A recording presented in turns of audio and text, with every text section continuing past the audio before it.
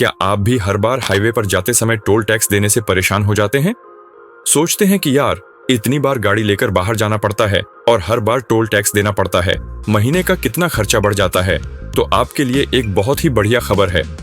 National highway authority of India यानी NHAI ने कुछ ऐसे नए नियम बनाए हैं जिनके बारे में अगर आपको सही जानकारी हो तो आप टोल टैक्स देने से बच सकते हैं।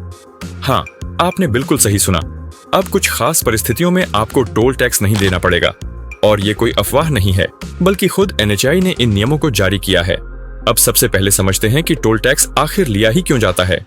जब हम किसी नेशनल या स्टेट हाईवे पर सफर करते हैं तो हमें टोल प्लाजा पर रुकना पड़ता है और वहां एक तय राशि टोल टैक्स के रूप में चुकानी पड़ती है। ये पैसा सरकार द्वारा उस सड़क के रखरखाव, मरम्मत और सफर को सुगम और सुरक्षित बनाने के लिए खर्च किया जाता है। यानी ये एक जरूरी शुल्क है जिससे सड़कों की क्वालिटी बनी रहती है। लेकिन सरकार को भी ये समझ आ गया है कि कई बार यात्रियों को बिना वजह रुकना पड़ता है और समय के साथ साथ पैसा भी बर्बाद होता है। इसी को ध्यान में रखते हुए साल 2021 में NHAI ने एक नया नियम लागू किया था जो आज भी पूरी तरह से लागू है। इस नियम के मुताबिक अगर आपकी गाड़ी को किसी टोल प्लाजा पर 10 सेकंड से ज्यादा इंतजार करना पड़ रहा है तो आपको टोल टैक्स नहीं देना पड़ेगा। यानी अगर टोल पर लंबी लाइन है और गाड़ियां रुकी हुई हैं, तो आप बिना कोई चार्ज दिए वहां से निकल सकते हैं। इस नियम का मकसद यही है कि यात्रियों को अनावश्यक देरी और परेशानी से राहत दी जा सके। इतना ही नहीं, NHAI ने एक और अहम नियम जारी किया है जो और भी लोगों के लिए फायदेमंद साबित हो सकता है। अगर टोल प्लाजा पर 100 मीटर या उससे ज्यादा लंबी लाइन लगी है और आपकी गाड़ी उस लाइन में खड़ी है तो भी आपको टोल टैक्स देने की जरूरत नहीं है। इसके लिए टोल प्लाजा पर एक पीली लाइन बनाई जाती है जो ये दिखाती है कि 100 मीटर का दायरा कहाँ तक है। अगर आपकी गाड़ी उस लाइन के अंदर खड़ी है तो आपको फ्री में एंट्री मिल सकती है। ये नियम उन लोगों के लिए किसी तोहफे से कम नहीं है जो रोज रोज इस झंझट से गुजरते हैं।